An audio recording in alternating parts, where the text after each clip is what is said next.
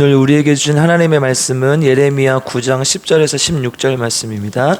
예레미야 9장 10절에서 16절. 아멘. 저 한 절 여러분들 한 절 함께 교독하겠습니다. 예레미야 9장 10절에서 16절 말씀입니다. 내가 산들을 위하여 울며 부르짖으며 광야 목장을 위하여 슬퍼하나니 이는 그것들이 불에 탔으므로 지나는 자가 없으며 거기서 가축의 소리가 들리지 아니하며 공중의 새도 짐승도 다 도망하여 없어졌음이라.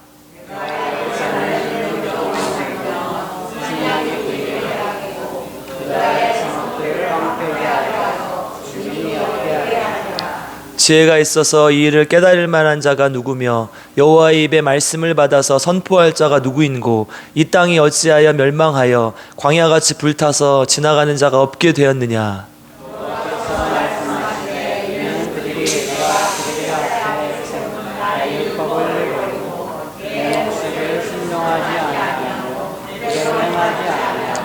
그 마음이 완악함을 따라 그 조상들이 자기에게 가르친 바알들을 따랐음이라.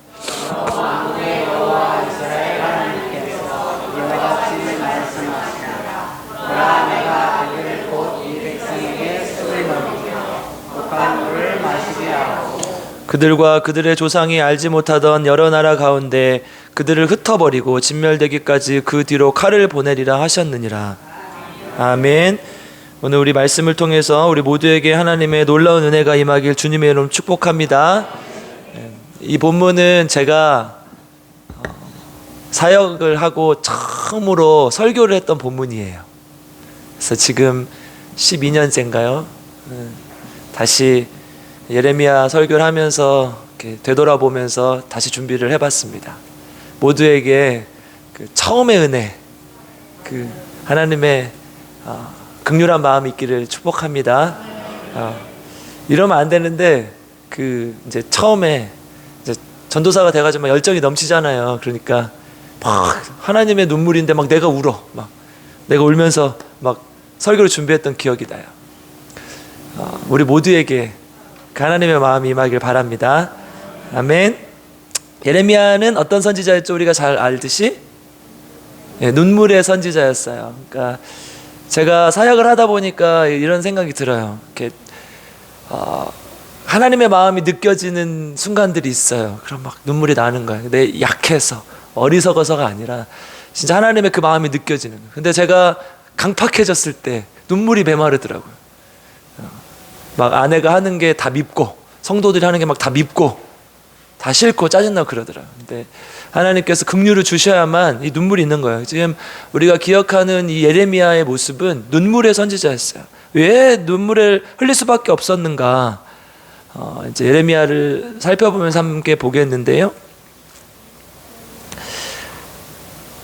PPT에 없죠. 제가 그 연대표를 넣었는데 안 들어간 것 같아요. 지금 생각해 보니까 실수를 했어요. 네. 그 예레미야 이제 연대표를 제가 가지고 있어요. 혹시나 이제 나중에 끝나고 궁금하신 분들은 저한테 달라고 하시면 되는데 이 선지서의 구조를 제가 조금 알려드리려고 말로 해도 알아들을 수 있거든요. 이 창세기부터 출애굽기, 여호수아, 사사기, 룻기, 사무엘상하, 열왕기 상하까지 이 역사서 역대상하까지지만 열왕기 상하까지가 쭉 순서대로 이어져요. 그리고 이스라엘의 멸망까지 가죠. 그리고 이스라엘 멸망한 다음에 포로 귀환해서 어떤 책이 나옵니까? 에스라, 느헤미야, 에스더가 나와요. 여기까지가 우리가 역사서라고 불러요. 그러니까 이스라엘 역사를 쭉 보는 거죠. 그 다음에 욥시, 잠저나 이건 시가서라고 부르는데요. 이거는 이제 성경의 그 아까 역사 가운데 중간중간에 기록된 책들이에요. 뭐 예를 들어 시편은 다윗의 시대에 제일 많이 쓰여졌겠죠. 다윗이 많이 썼으니까. 전도서는 솔로몬 때 쓰여졌을 것이고 이렇게 사이사이로 들어가는 거죠. 그리고 나서 이제 이사야부터 선지서가 시작되죠. 양이 많은 걸 대선지서라고 해요. 12장 이상 되는 거. 그래서 다니엘서까지가 5가지가 대선지서고요. 그 다음에 뒤에 부분에 적어요. 그러니까 훌륭한 일을 많이 해서 대선지자고 소선지자가 아니라 양에 따라서 얘기를 하는 거예요. 그래서 이제 앞부분에서는 이 이사야부터 이제 뒤에 말라기까지 이 선지서가 나오는데요. 그 아까 창세기부터 열왕기 상하까지에 들어가는 거예요. 이게 언제 이 선지자가 활동했는지. 그러니까 이거를 알아야 어느 정도 우리가 짐작할 수가 있겠죠. 그래서 이제 북이스라엘에서 활동하는 선지자 아모스, 호세야, 그다음에 남유다에서 활동하는 선지자가 대부분이죠. 미가, 이사야 이런 사람들이 다, 예레미야 이런 사람 다 남유다에서 활동하는 선지자죠. 이렇게 쭉 들어가는 거예요. 그런데 이제 예레미야에 대해서 얘기를 하는데, 예레미야가 이 요시야 왕 때 선지자사의 활동을 시작을 해요. 요시야 왕 때. 그리고 이제 요시야 왕 이후에 요시야의 개혁이 있었고, 그 다음에 이제 계속 이스라엘이 뒤로 후퇴하게 되죠. 그래서 결국은 시드기야 왕 때 멸망하게 되는데, 그 이제 요시야 왕 이후로 굉장히 그 이스라엘의 역사에 많은 일이 일어나요. 왜냐하면 그때 막 큰 나라들이 나타나기 시작했거든요. 그 아수르에 이어서 바벨론이 나타나고 바사가 나타나고 이렇게 계속 세계사의 흐름이 바뀐단 말이에요. 근데 이 활동하는 이 역사 가운데 선지자들이 다 들어가서 이렇게 회개하라는 메시지를 이스라엘 백성들에게 주는 거예요. 그런데 예레미야가 특별한 이유는, 예레미야는 아까 요시야 왕 때부터 시작해서 이스라엘이 이 침략을 받는 과정, 그래서 3차까지 우리가 포로를 겪잖아요. 우리 처음에 605년에 누가 잡혀갑니까? 다니엘과 세 친구들이 잡혀가요. 거기서부터 시작되는 거예요. 그리고 그 다음에 에스겔이 1만 명, 2차 때 제일 많이 잡혀가거든요. 에스겔과 이 이스라엘의 모든 고관들, 반백들이 다 잡혀갔다고 그래요. 2차 때. 그리고 마지막 3차 때 시드기야 왕이 예루살렘이 멸망하면서 3차 포로로 끌려가게, 바벨론으로. 그러니까 605년부터 시작하는 거예요. 포로 기간은 이스라엘이 멸망하지 않았어도. 그래서 이제 예레미야는 그때 활동했던 거예요. 그리고 1차, 2차, 3차에 걸쳐서 사람들이 다 잡혀가는 걸 보고, 그리고 사람들이 다 끌려가는 걸 보고, 그러니까 이스라엘 백성들이 어려움을 겪고 멸망하는 과정을 다 지켜본 거예요. 얼마나 안타깝겠어요. 예루살렘 성벽이 무너지고, 예루살렘 성전이 무너지고, 그리고 아까 시드기야는 어떻게 끌려갔습니까? 유다의 마지막 왕이었던 시드기야는 어떻게 끌려가요? 백성들이 보는 앞에서, 시드기야 왕이 보는 앞에서 바벨론 왕이 느부갓네살이 두 아들을 죽여버려요. 시드기야에. 그리고 두 눈을 빼요. 그리고 쇠사슬에 질질질 끌고 가는 거야, 한 나라의 왕을. 이런 걸 예레미야가 다 봤다는 거예요. 그 전에 어떻게 했을까요? 하나님의 말씀을 선포했겠죠. 어떻게 해요? 제발 회개해라. 이렇게 잡혀가도 모르냐, 이렇게 쳐들어와도 모르냐, 제발 회개해라. 이 말씀을 전하는 거죠. 그러니까 이런 모든 과정 속에서 예레미야는 눈물을 흘리지가 않을 수 없었던 거예요. 자기도 많이 잡혔어요. 그래서 이제 36장에, 예레미야 36장에 보면요, 바룩이 대피를 해요. 자기가 남겼던 말들을 대필하라고 그래요. 그래서 예레미야는 바룩이 썼어요. 예레미야에 의해서, 입에 의해서 나왔지만 바룩이 대피를 해요. 그러니까 거기 무슨 말이 나오냐? 예레미야가 잡혀 있는 거예요. 왜? 유다에 이렇게 좋은 예언을 안 하고 너희들 망할 것이다, 그러니까 회개해라, 이런 말 하니까 왕이 가둬버리는 거야. 계속 가두는 거야. 그래서 예레미야는 자기가 쓰지도 못해. 그러니까 예레미야는 이러한 사회 속에서, 자기가 이러한 시대 상황 속에서 이스라엘 백성들이 향한 그 애끓는 마음, 이 마음을 주체하지 못한 거죠. 그래서 눈물을 흘리면서 예언을 하고 하나님의 말씀을 전하는 것이죠. 예레미야의 개요를 한번 보시면요, 1장에서 24장까지 심판에 대해서 얘기해요. 이스라엘 백성들이 우상숭배하고, 그러니까 우상숭배로 끝나는 우상숭배로만 끝나는 것이 아니라 사회 정의가 무너져요. 이스라엘의 취약계층이 뭐라고 했죠? 고아, 객, 과부. 그래서 고객과 함께하는 이스라엘이라고 했죠? 기억이 안 나세요? 자꾸 잊어버리셔야 제가 자꾸 할 수 있으니까 막 잊어버리세요. 안 되죠. 잘 들으셔야죠. 고아와 객, 과부. 그러니까 고아, 부모가 없는 사람, 남편 잃은 사람, 그리고 이방인들, 나그네들, 이런 사람들이 취약계층인 거예요. 그런 사람들이 다 불쌍하게 사는 거예요. 다 이런 사회 정의가 무너지고, 이런 사람들 핍박하고, 이런 사람들 착취하고, 사회 지도자들이 이렇게 되는 거죠. 그래서 결국은 25장에서 바벨론에 의해서 멸망하게 되죠. 그리고 26장에서 52장까지는 또 심판에 대해서 얘기하지만 소망이 있어요. 이제 26장에서 45장까지 그리고 46장에서 52장까지 이스라엘의 멸망, 유다의 멸망과 이방이죠. 오타가 있네요. 이방 땅의 멸망을 얘기하는데요. 그 소망이 어떻게 이루어져요? 누가 오실 것이라는 그 약속을 통해서 이루어져요? 메시아가 오실 것이라. 예수 그리스도의 오심을 예언하면서 그 소망을 선포하는 것이죠. 31장 우리 33절 예레미야 31장 33절 우리 주일학교 학생들 같이 외우는 노래로 외우는 말씀이거든요. 중요한 거죠. 31장 33절 다혜 선생님 한번 해보실래요? 랩? 아니에요? 같이 읽겠습니다. 그러면 31장 33절 시작. 그러나 그날 후에 내가 이스라엘 집과 맺을 언약은 이러하니 곧 내가 나의 법을 그들의 속에 두며 그들의 마음에 기록하여 나는 그들의 하나님이 되고 그들은 내 백성이 될 것이라. 여호와의 말씀이니라. 아멘. 새로운 메시아가 와서 이 언약을 회복하고 하나님 되게 하고 너희들은 나의 백성이 될 것이다. 여호와의 말씀이니라 이렇게 선포하는 거예요. 그러니까 이 예레미야에서 굉장히 중요한 예언의 말씀이죠. 예레미야는 이것을 말씀하기 위해서 결국은 이 예레미야서를 쓴 거죠. 하나님의 심판, 회개해라 이 목소리가 한 축이지만 결국은 우리에게 소망이 있다는 거예요. 어떻게 했을 때? 회개했을 때. 우리 이사야서에서 누구 있었죠? 세 글자? 남은 자들이 있었잖아요. 그쵸? 인간의 기억은 그렇게 오래가지 않아요. 네. 남은 자가 있었잖아요. 그래서 우리 남은 자가 돼야 된다. 렘넌트 선교회도 있다고 말씀드렸잖아요. 우리가 그러니까 예레미야는 지금 예수 그리스도의 오심을 기억해라. 예수 그리스도가 오실 것이다. 반드시 오실 것이다. 그래서 눈물로써 사람들에게 이 안타까움을 표현합니다. 1장부터 예레미야 안타까움이 나오는데 1장 10절에 한번 읽어보겠습니다. 예레미야 1장 10절 같이 읽겠습니다. 시작. 보라, 내가 오늘 너를 여러 나라와 여러 왕국 위에 세워 내가 그들을 뽑고 파괴하며 파멸하고 넘어뜨리며 건설하고 심게 하였느니라 하시니라. 아멘. 뽑고 파괴하고 파멸하며 넘어뜨리지만 어떻게 해요? 결국 나중에 건설하고 심게 하실 거잖아요. 여러분 왜 무너뜨립니까? 다시 심기 위해서, 다시 세우기 위해서 무너뜨리는 거예요. 여러분 우리 아파트 재건축하잖아요. 옛날 걸 무너뜨려야 새 것이 올라가잖아요. 우리 안에 있는 악함, 우리 안에 있는 우상숭배 잔재들, 찌꺼기들 이거 다 무너뜨리라는 거예요.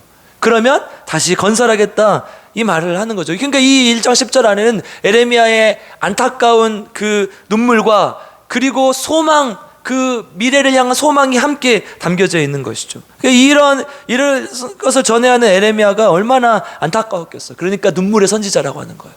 그 모든 과정을 다 보았기 때문에 예루살렘 멸망하고 예루살렘이 안타깝게 파괴되는 것을 다 보았기 때문에 그래서 예레미야는 그런데 이제 이 예레미야의 눈물이 어디서 비롯됐는가? 누가 울고 있었어요? 오늘 본문에 보니까 오늘 본문으로 들어가 보면 누가 울고 있어요? 하나님이 울고 계세요.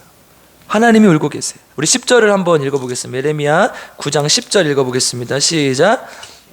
산들을 위하여 울며 부르짖으며 광야 목장을 위하여 슬퍼하나니 그들이 불에 탔으므로 시원한 자가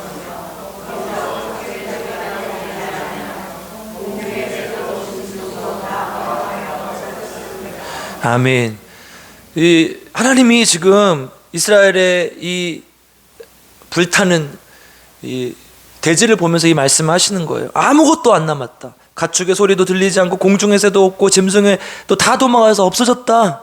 하나님은 지금 이스라엘의 산들을 위하여 부르짖고 슬퍼하고 계시는, 하나님이 울고 계신다는 거예요. 예레미야가 이것을 다 보는데 어떻게 울지 않을 수 있겠다는 거예요. 하나님은 왜 울고 있습니까? 예레미야 2장 한번 13절, 예레미야에서 또 중요한 구절이죠. 2장 13절 한번 보겠습니다. 같이 읽겠습니다. 시작. 내 백성이 두 가지 악을 행하였나니 곧 그들이 생수의 근원을 내는 나를 버린 것과 스스로 웅덩이를 판 것인데 그것은 그물을 가두지 못한 터진 웅덩이들이니라. 아멘. 하나님이 울고 계시는 이유는 이스라엘 백성의 큰 두 가지 악 때문인데 첫 번째는 생수의 근원 대신 하나님을 버린 것이. 여러분, 우리 물은 언제나 생명과 관련이 있지 않습니까? 물 안 먹으면 다 죽잖아요. 그렇죠? 창세기에서는 에덴 동산에서 네 개의 강이 발원하는 것을 역동적으로 표현하고 있고, 모세는 광야에서 목마른 백성들에게 반석을 쳐서 물을 내서 백성들을 살렸습니다. 그리고 이제 앞으로 또 살펴볼 건데, 에스겔서에서는 어디에 성전에서 물이 흘러나와요. 그래서 그 물이 가는 곳마다 생명이 살아나고 기적이 나타나는 것을 보여요. 예수님은 물에 사람을 담그셔서 죄악에서 죽었던 우리를 살리셔. 침례를 통하여서 새로운 생명을 주신 거예요. 이게 다 물이 관련되는 거예요. 근데 그 생수의 근원이 누구한테 있어요? 하나님께 있다는 거예요. 그런데 그 하나님을 버린 것이. 하나님과 우리의 관계는 원래 어땠어요? 2절로 한번 가보겠습니다. 2절. 같이 읽겠습니다. 시작.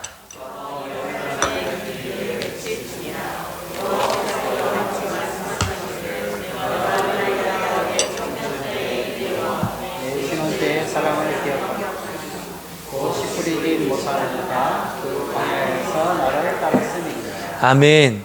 이스라엘과 하나님의 백성의 관계를 청년의 때의 그 아름다웠던 사랑, 그리고 신혼의 때의 사랑이라고 기록을 해요. 청년들 우리 거울 보면 그래도 괜찮네 나 그래요? 아니면 죽어야지 이런 생각이 들어요?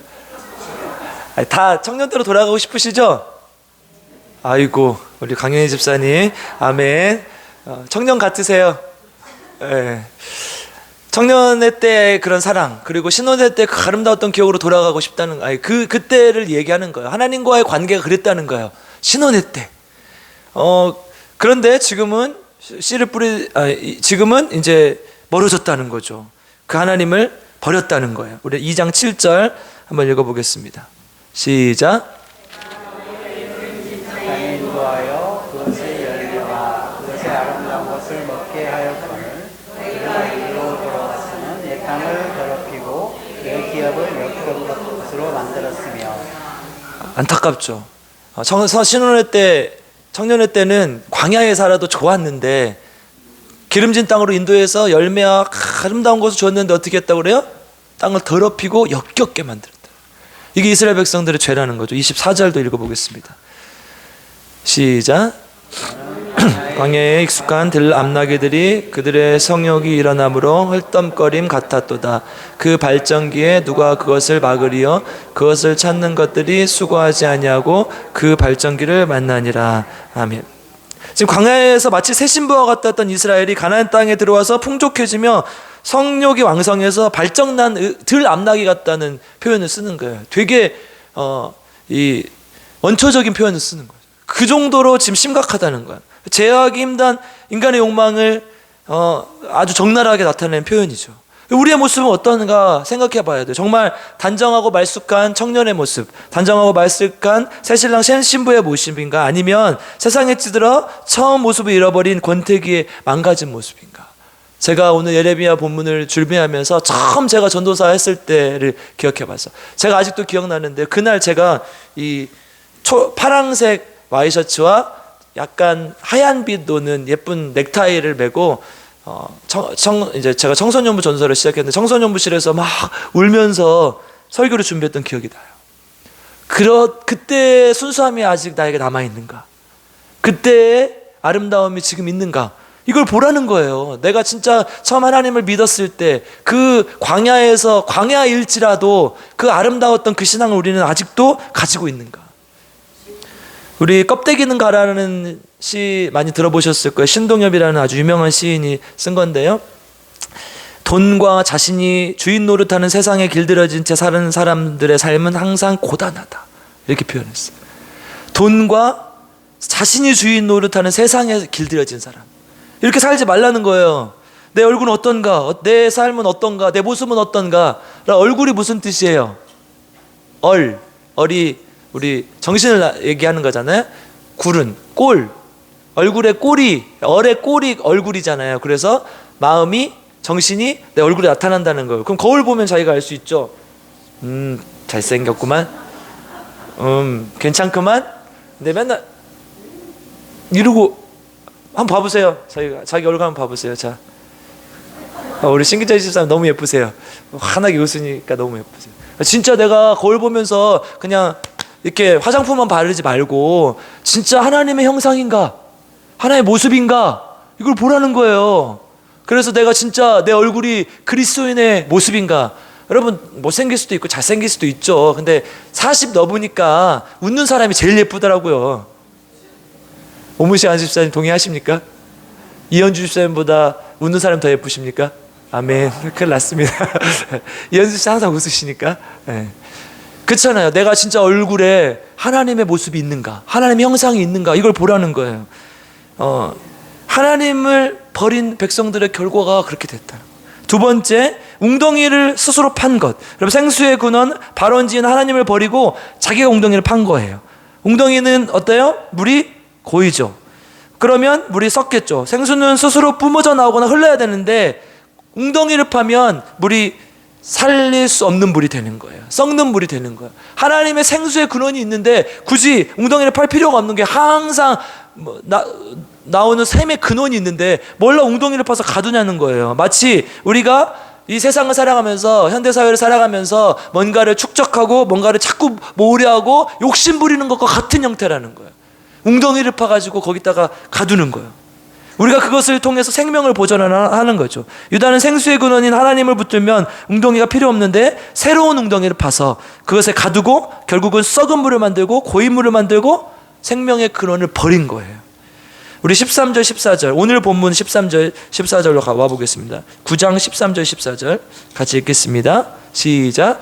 여호와께서 말씀하시되 이는 그들이 내가 그들 앞에 세운 나의 율법을 듣고 내 목소리를 순종하지 아니하며 그대로 행하지 아니하고 그 마음의 완악함을 따라 그 사람들이 자기에게 가르친 바알을 따랐습니다. 아멘. 이렇게 표현하고 있는 것이죠. 아까 생수의 근원을 버리고 웅덩이를 판 죄가 바로 이거라는 거예요. 다 하나님을 버리고 완악함을 따라서 바알을 따르는 거. 결국은 이걸 통해서 이스라엘 백성들이 망하게 되는 거예요. 11절 한번 읽어보겠습니다. 시작. 내가 예루살렘을 무더기로 만들며 승냥이 굴이 되게 하겠고 유다의 성읍들을 황폐하게 하여 주민이 없게 하리라. 아멘. 이게 얼마나 슬픈 말이에요. 그러니까 하나님 우시는 거예요. 내가 만든 내 백성이 내 말을 듣지 않아서 계속해서 우상 숭배하고 죄악의 길로 가니까 어쩔 수 없이 그들이 심판해야 되는 하나님의 그 마음, 무더기를 만들고 승냥이 굴이 되어서 황폐하게 될 것이다. 15절 한번 읽어보겠습니다. 시작. 그러므로 여호와 이스라엘의 하나님께서 이와 같은 말씀하시니라. 보라, 내가 그들고 이 백성에게 쑥을 먹이며 독한 물을 마시게 하고. 아멘.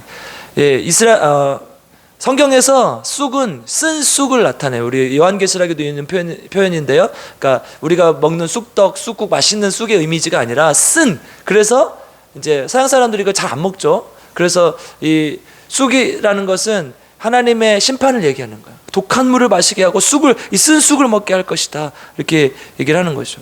이스라엘을 심판하는 하나님의 마음이 어떻겠냐는 거예요.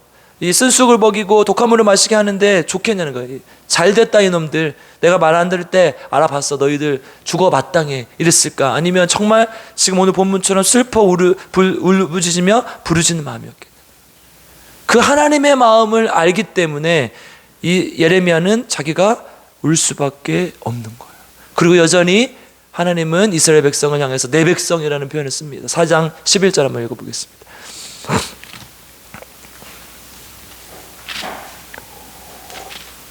예레미야 4장 11절 함께 읽겠습니다.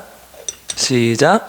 그때 이 백성과 예루살렘에 전할 자가 있어서 뜨거운 바람이 광야에 있는 헐벗은 산에서 이스라엘 백성에게 불어온다 하리라.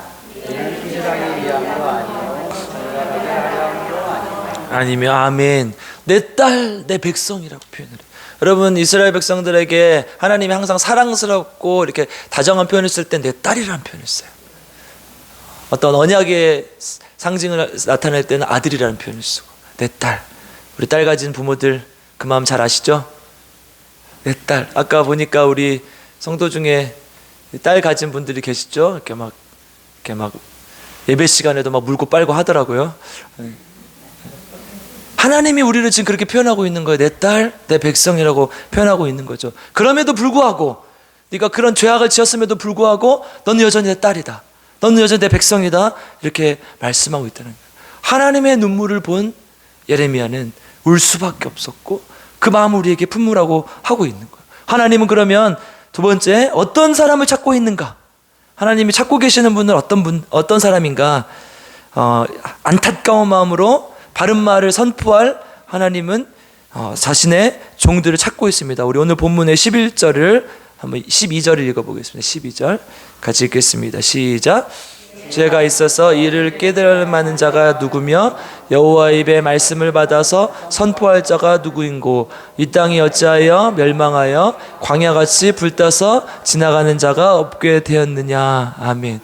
지혜가 있어서 깨달을 만한 자가 누구고 이 말씀을 선포할 자가 누구냐? 하나님 지금 이 말씀을 깨닫고 하나님의 말씀을 전할 수 있는 지혜로운 자를 찾고 있다는 거예요. 여러분, 성경이 말하는 지혜가 뭐 수학 문제를 잘 풀고 뭘 외우길 잘하고 뭐 이런 엄청난 걸 말하는 게 아니에요. 유다 백성들이 어땠습니까? 예레미야의 삶이 어땠습니까? 이걸 보면 알 수 있어요. 하나님이 찾는 사람은 결국 하나님의 뜻대로 사는 사람.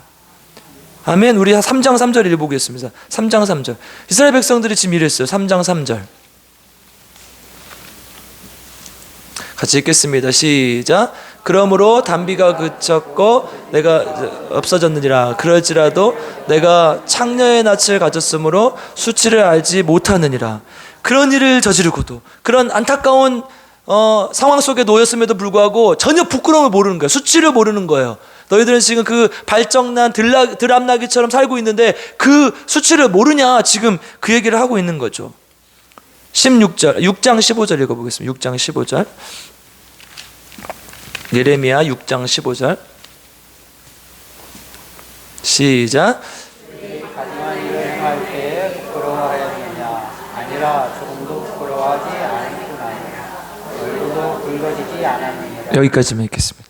부끄러워하지 않았다는 거예요. 아무도 부끄러워하지 않았다는 거예요. 유다 백성들은 그 부끄러운 일을 행하면서도 여러분 선지서의 기록들을 보면 얼마나 악한 일들이 성전 안에서 자행됐습니까? 우상 숭배할 뿐만 아니라 음란한 행위를 했을 뿐만 아니라 성전 안에 단무스 여신상 뭐 이런 우상의 신상들이 있었어요. 거기서 다른 하나님이 아닌 다른 그 우상들에게 예배하는 행위를 했어요. 이런 일을 하면서도 전혀 부끄럽지 않다는 거예요.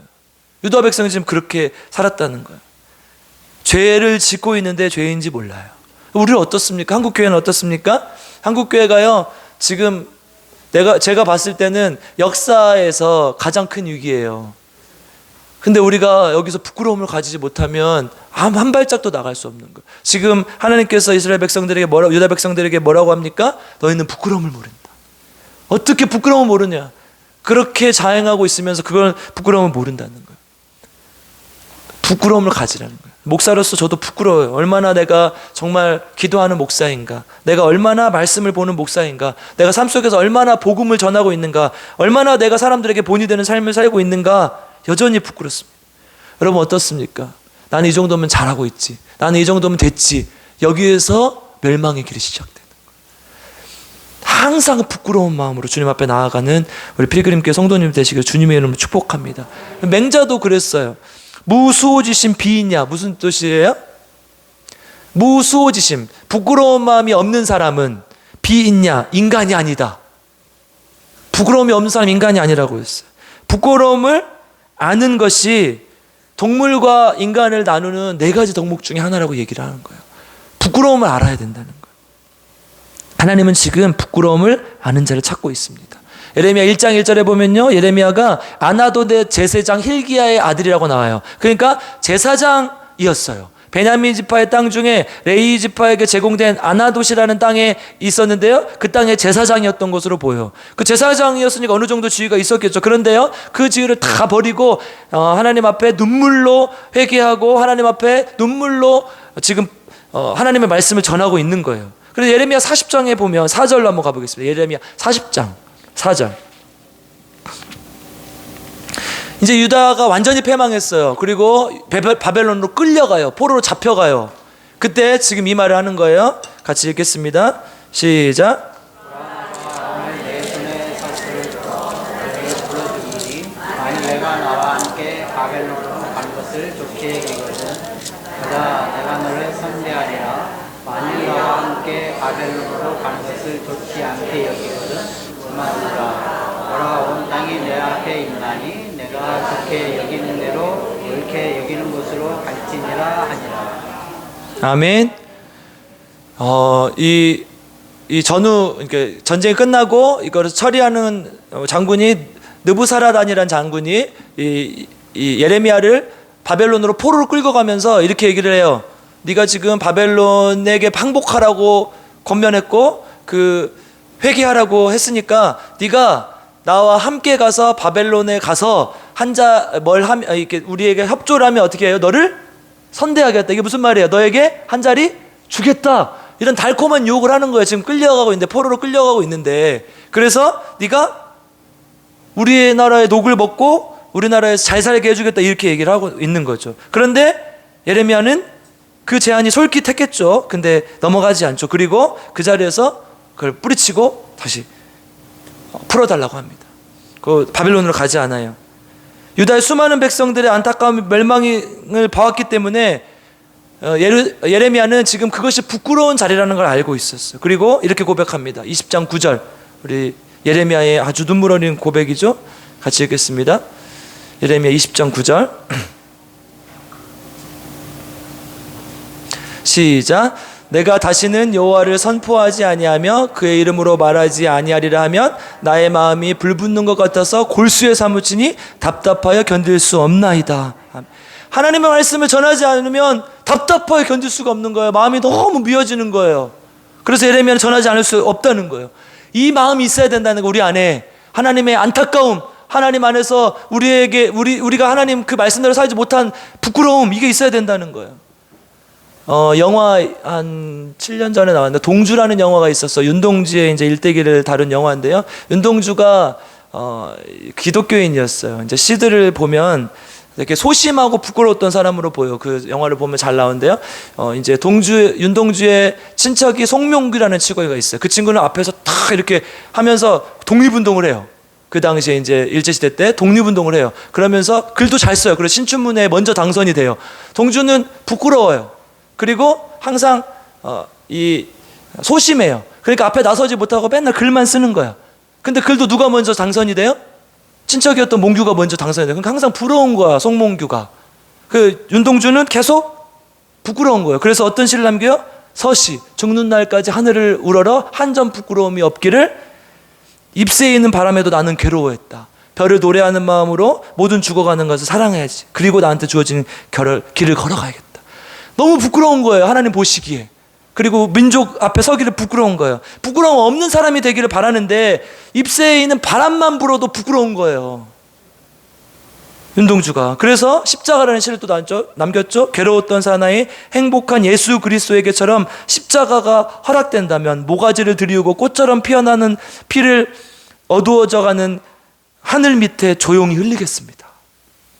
자기는 비록 글만 쓰는 겁쟁이 소심한 사람에 불과하지만 그래도 나에게 허락된다면 그 십자가를 내가 언젠가는 달게 지겠습니다 해요. 그리고 어떻게 해요? 정지용, 우리 향수를 쓴 정지용 신이 있잖아요. 연희전문학교 다니고 있었는데 그때 정지용 신을 만나요. 그 정지용 신한테 고백을 하죠. 나 너무 부끄러워 살 수가 없다. 이 시대 많은 젊은이들은 독립운동을 하고 저렇게 앞서서 써서 가는데 나는 도저히 살 수가 없다. 그래, 그때 뭐라고 해요? 정지용 신이 부끄러움을 아는 것은 부끄러운 것이 아니다. 부끄러움을 아는 것은 부끄러움이 아니라는 거예요. 부끄러움을 모르고 살아가는 사람이 진짜 부끄러운 거라는 거예요. 그리고 윤동주가 어떻게 해요? 나중에 일본으로 건너가요. 거기에서 독립운동에 참가를 해요. 소심하지만 비록 참가를 해요. 그래서 걸려. 그래서 일본의 순사들에게 잡혀요. 어떻게 해요? 형무소에서 이 생체 실험을 당하면서 죽어요. 비록 앞장서서 독립운동을 하고 하지 못했지만 그래도 항상 그 마음을 가지고 있었던 거야. 부끄러운 마음을. 하나님, 내 주님 앞에 너무 부끄럽습니다. 민족들 앞에 너무 부끄럽습니다. 그리고 자기에게 기회가 주어졌을 때 십자가를 지고 그 어두워져가는 하늘 밑에 피를, 꽃처럼 피어나는 피를 조용히 흘리겠습니다. 그때 썼던 그 시를 그때 실현하는 거예요. 그리고 30살도 안 돼서 이 일본의 생체 실험에 당해서 죽게 됩니다. 그러니까 뭐예요? 우리가 부끄러움 많은 사람이 되어야 되는 거예요. 기독교인은 하나님께서 우리에게 주신 그 사명을 감당하지 못함에 부끄러움 알아야 되고, 내가 그 하나님의 형상을 회복하지 못함에 부끄러워야 되고, 하나님 말씀대로 살지 못하면 부끄러워야 된다는 거예요. 예레미야는 자신에게 제안하는 바벨론의 자리를 거절했어요. 왜요? 부끄러웠기 때문에. 내가 이것을 받으면 부끄럽기 때문에. 하나님 어떤 자를 찾으십니까? 부끄러움 많은 자, 교만한 자가 아닌 하나님 안에서 부끄러움 많은 자를 찾으십니다. 여러분, 자신 있는 사람 한번 손 들어보세요. 하나님 앞에 아무도 없잖아요. 항상 그 마음으로, 주님 부족하지만 그럼에도 불구하고 하나님께서 나에게 기회를 주실 때 그 십자가를 지겠습니다, 그 마음으로 살아가라는 거예요. 부끄러워하는 우리 필그림교회 성도님 되시길 주님의 이름으로 축복합니다. 하나님은 또 어떤 자를 찾으시는가? 두 번째, 9장 1절 한번 가보겠습니다. 예레미야 9장 1절 같이 읽겠습니다. 시작. 내 머리는 물이 되고 내 눈은 눈물 근원이 되고 죽임을 당한 내 백성을 위하여 주하로 울리라.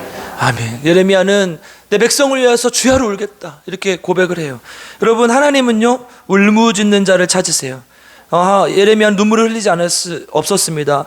아까도 말씀드렸듯이 다니엘이 포로로 잡혀갔던 605년, 그리고 에스겔이 포로로 잡혀갔던 597년 기원전을 말하는 거예요. 그리고 마지막 예루살렘이 멸망했던 586년, 이 세 번의 포로를 보고 예루살렘이 완전히 패망하는 것을 보면서 눈물을 흘리지 않을 수 없다는 거예요. 예레미야의 마음은 하나님과 깊숙이 연결되어 있었고 그 하나님의 마음을 알았어요. 9장 24절 읽어보겠습니다. 9장 24절 같이 읽겠습니다. 시작. 나는 이것으로 자랑할지니 곧 용철하여 나를 아노라. 나 여호와는 사랑과 정의와 공의를 향해 행하는 자의 길을 깨닫는 것이라. 나는 이를 기뻐하노라. 여호와의 말씀이니라. 아멘. 이 아는 것, 하나님 아는 것, 이게 굉장히 중요한 거예요. 우리 박완호 목사님 저번에 설교하셨지만 이 히브리어 원어로 야다거든요. 근데 그냥 우리 지식적으로 아는 걸 말하지 않아요. 이거는 깊은 관계적에서 나오는 부부관계의 친밀함을 말하는 단어예요. 하나님과 정말 친밀해서 하나님의 마음을 아는 거예요. 우리가 하나님의 마음을 어떻게 해야 돼요? 알려면 어떻게 해야 돼요? 하나님과 친밀해야 돼요. 부부 사이만큼 친밀해야 돼요. 그래서 예레미야는 하나님의 그 마음을 알았고 하나님과 접속돼 있었고 그 울부짖음, 하나님의 울부짖음, 그 눈물을 알 수 있었기 때문에 그 눈물을 흘리며 하나님께서 예레미야에게 주신 그 소명을 감당할 수 있었다는 거예요. 여러분, 하나님의 눈물을 가진 자들 되길 주님의 이름으로 축복합니다. 아멘. 이제 30분 정도 되니까 다들 이제 힘들어지기 시작했어요.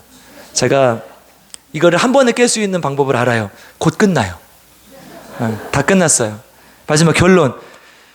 지금 현재 한국 사회가 굉장히 힘들죠. 교회도 마찬가지고요. 교회도 계속 욕먹고 있고, 코로나 후유증으로 경제, 인간과의 관계, 심리적인 문제, 여러 가지 문제들이 나타나요. 한국 사회 많이 타락했고요. 빈부의 격차도 점점 심해지고 있고요. 남북의 대치 상황은 계속 심해지고 있고, 사회적 갈등도 심각해지고 있죠. 정치적 갈등도 이렇게까지 극명했던 적이 없었잖아요. 그렇죠? 이런 중첩된 어두움이 우리를 삼키려는 상황에 우리는 지금 놓여 있는 거예요. 예레미야 때 비슷한 상황이었죠. 비슷한 도전을 받고 있습니다. 우리가 지금 좋은 시대에 적당히 편안하게 사는 것, 이거 정말 좋은 것인가? 이건 부끄러운 일이라는 거예요. 예레미야는 그 달콤한 유혹을 거부했어요. 하나님 우리에게 하나님의 눈물을 가지고 삶과 이웃 그리고 교회, 이 나라를 바라보라고 말씀하고 있는 것입니다. 부르심에는 항상 위험이 존재해요. 실존적 위험이 존재해요. 왜냐하면 지금까지 살아왔던, 유지해오던 삶의 질서를 깨뜨려야 되기 때문에. 하나님께서 우리를 부르신다는 것은 그 질서 속에서 나오라는 거거든요.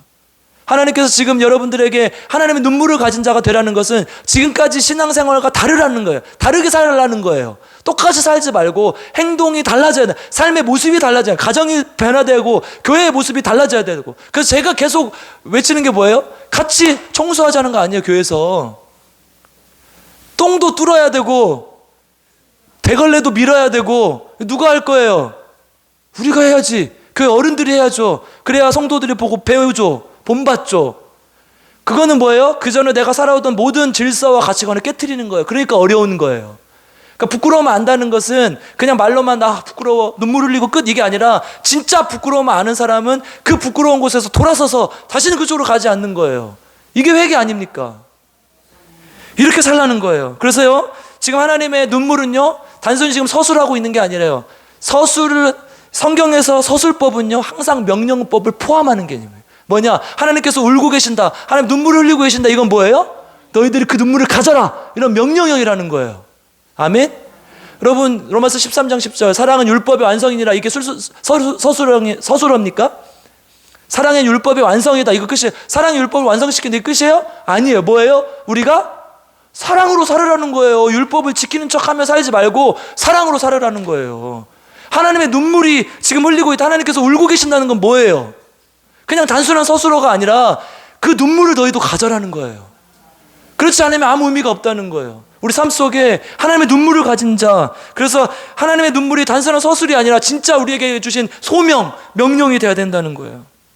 기독교인이 이유라는 하나 때문에 자신의 영달을 버리고 주님과 나라를 위해 목숨을 바쳤던 믿음의 많은 선진들이 있어요. 그 모습을 본받아 그렇게 살아가라는 거예요. 하나님 앞에 부끄러운 마음으로 하나님의 눈물을 가지고 하나님의 명령에 순종하는 저와 여러분 되기를 주님의 이름으로 축복합니다. 그래서 하나님께서 부르실 때에 그냥 부르나 보다, 부끄러워, 울고, 이게 끝나는 게 아니라 어떻게 해요? 순종하세요.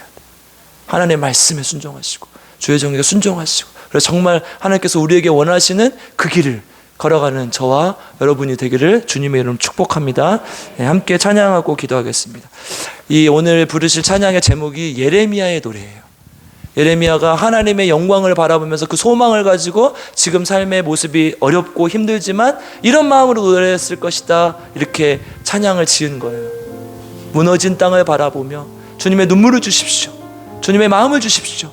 오늘 이 예배를 통해서 하나님께 나아갑니다, 이런 고백이 되는 찬양이 되길 바랍니다.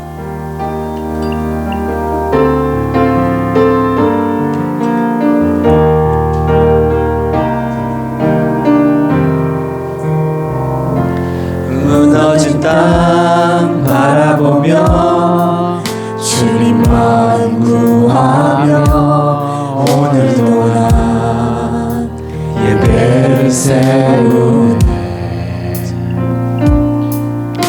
진리를 전하고 공의를 세우네. 주님 그토록 원하시네. 다시 오실 예수 그리스도 우리에게 주셨네. 주와 함께 물러서지 않으리. 세상이 변하고 무너질지라도 주의 나라는 굳게 서리.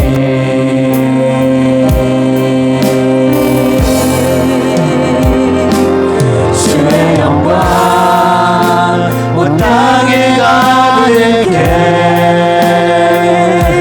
세세토록 홀로 영광 받으신 만왕의 왕이요 만주의 주 되신 주 하나님 찬양하세. 주의 영광 온 땅에 가득해. 세세토록 홀로 영광 받으신 영원토록 계시는 다시 오실 나의 왕 주 하나님 찬양하세. 다시 한번 찬양하겠습니다. 무너진 땅 보며 주님 마음 구하며 오늘도 나 예배를 세우네. 예레미야의 마음을 주십시오. 간절한 마음으로 기도합니다. 진리를 전하고 공의를 세우네. 주님 그토록 원하시네. 다시 오실 예수 그리스도 우리에게 주셨네. 주와 함께 물러서지 않으리. 세상이 변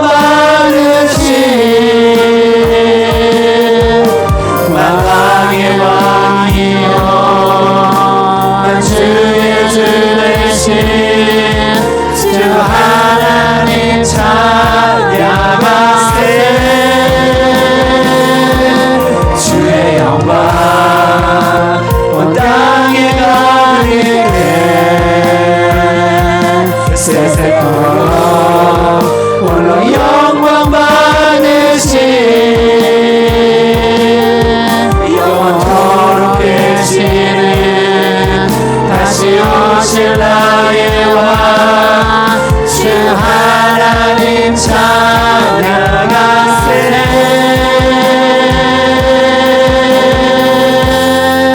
우리 함께 기도하기를 원합니다. 하나님, 오늘 이 시간 주님이 울고 계십니다. 하나님이 울고 계십니다. 우리에게도 그 마음을 주시옵소서. 주님의 마음을 주시옵소서. 우리의 모습을 부끄러워해서 할 수 있는 마음을 주시고 주님의 마음으로 하나님의 눈물을 가진 자 될 수 있도록 주님 인도하여 주시옵소서. 그래서 심판이 아닌 하나님에 대한 소망을 가지게 하시고 하나님의 영광 돌릴 수 있는 주님의 종들이 될 수 있도록 주님 인도하여 주시옵소서. 이 땅이 회복되기를 원합니다. 이 무너진 땅을 보며 이 각박해진 이 죄로 가득한 세상을 보며 하나님의 눈물을 가지게 하시고 그 눈물을 통해 하나님의 복음을, 하나님의 말씀을 세상에 전하고 하나님께 돌아온 자들이 많아질 수 있도록 우리가 그 하나님의 소명을 감당하는 자들 될 수 있도록 주님 인도하여 주시옵소서. 우리 말씀을 놓고 함께 하나님의 부끄러움을 가진 자, 하나님의 눈물을 가진 자가 될 수 있게 기도하겠습니다. 기도합니다. 주님 감사합니다. 하나님, 주님 앞에 우리의 모습을 내려놓습니다. 하나님, 나는 이 정도 신앙생활 하면 됐지, 목사이면 됐고, 기도 이 정도 하면 됐고, 말씀 이 정도 보면 됐고, 하나님 이 정도 헌신하면 됐지. 이 마음이 어디에서 오는 것입니까? 우리의 교만함, 하나님 우리의 부족함에서 오는 건 아닙니까? 주님, 우리에게 부끄러운 마음을 준 나는 왜 하나님 항상 죄인 중 그리스도로 살아갈까? 나는 왜 하나님의 말씀 온전히 전하지 못하고 나는 왜 하나님의 말씀대로 살아가지 못할까? 이 부끄러운 마음을 가질 수 있도록 주님 인도하여 주시옵소서. 하나님, 부끄러움을 아는 것은 부끄러운 것이 아니다 말씀하셨던 하나님 예레미야, 하나님 그 부끄러움을 우리가 가질 수 있도록 주님 인도하여 주시옵소서. 부끄러운 자들 되기 원합니다.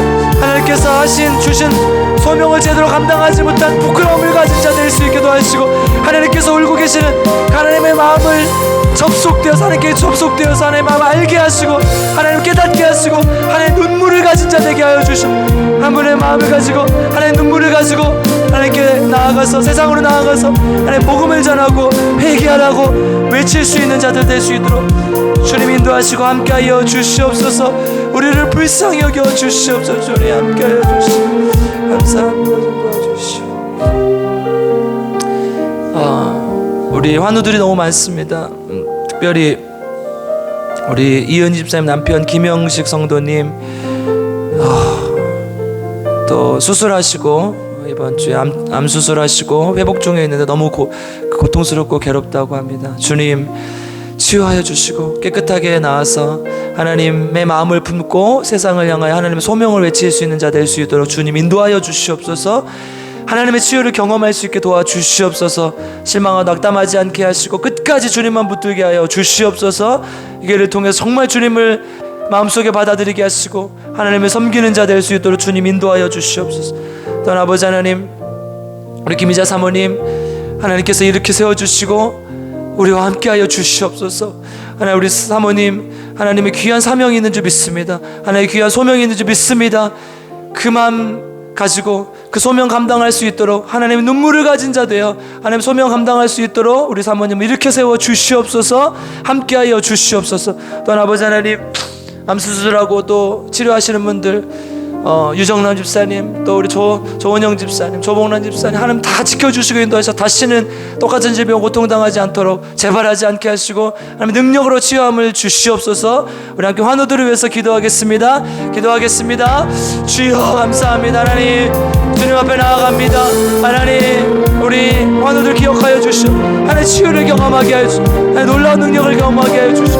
하나님의 역사가 나타나게 하여 주시오. 하나님의 귀한 능력이 그들의 삶 속에 나타나기 원합니다. 낙담하고 실망하지 않게 하시고 주님만 붙들게 하시고 하나님의 영광을 드러내게 하시고 역사를 나타내게 하시고 하나님께 온전히 나아갈 수 있는 귀한 주님의 종 되게 하시고 우리 김영식 성도님 정말 원치 않은 질병 오는데 하나님 치유하여 주시고 하나님의 놀라운 능력을 주시고 이 교회를 통해서 하나님 믿게 하시고 하나님 만나게 하시고 하나님 경험하게 하여 주시고 예은희 집사님 끝까지 포기하지 않게 하시고 실망하지 않게 하시고 하나님 낙담하지 않게 하시고 기도하게 하여 주시고 아버지, 우리 유정란 집사님, 조은영 집사님 집사님 기억하여 주시고 하나님 똑같은 질병으로 동당하지 않도록 완벽하게 치유하게 하나님 완치되게 하시고 재발하지 않게 하시고 특별히 하나님 우리 스키미자 사모님 하나님의 소명인 줄 믿으면 하나님 눈물로 기도하고 있어 하나님 이렇게 세워주시고 함께해 주시고 이 자리로 인도하여 주시고 함께해 주시고 그 외에 하나님 아프신 분들 있습니다. 다리가 아프신 분들 하나님 다리가 아프신 분들 또 하나 고통 당하신 분들 많은 분들 계시오니 하나님 치유하여 주시고 우리 품으로 인도하여 주셔서 이렇게 나아갈 수 있게 귀한 주님의 자녀 되시고 주여 주여 도와주시오. 조정한 수집사님 박기찬 수집사님 우리 조숙희 집사님 기억하여 주시고 깨끗한 받을 수 있도록 주님 인도하여 주시옵소서. 낫게 하여 주시옵소서. 네, 감사합니다. 도와주시옵소서. 할렐루야. 사랑의 주님 감사를 드립니다. 하나님 우리 예레미야를 함께 살펴보며 그 어려운 상황 속에서 눈물을 흘리며 하나님의 말씀을 전할 수밖에 없었던 예레미야의 모습을 봅니다. 하나님 예레미야가 하나님과 마음과 다 하나님을 정말 깊이 알아서 하나님의 마음을 느끼고 하나님의 그 마음으로 눈물을 흘리며 하나님의 복음을 전한 줄 믿습니다. 우리도 그 마음을 우리에게 허락하여 주시옵소서. 내가 이 정도면 잘하고 있지, 내가 이 정도면 됐지 하는 마음 없게 하시고 하나님 내가 항상 부끄러운 마음으로 주님 앞에 낯을 듣지 못하는 그 마음으로 하나님 앞에 나아갈 수 있도록 도와주시고 하나님 눈물을 가진 자 되어 그 눈물을 세상에 뿌리는 자들 될 수 있도록 주님께서 인도하시고 함께하여 주시옵소서. 감사를 드립니다. 예수님의 이름으로 기도드립니다. 아멘.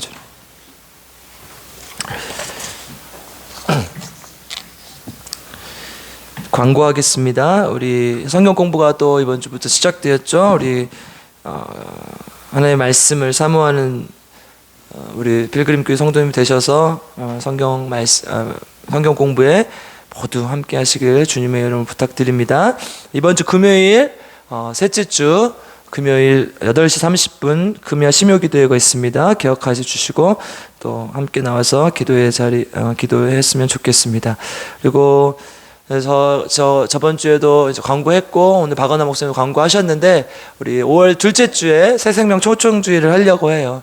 그러니까 제가 이제 이렇게 도시 큰 교회에 있다가 수교육교회 와 보니까요 영혼에 대한 소중함을 알겠어요.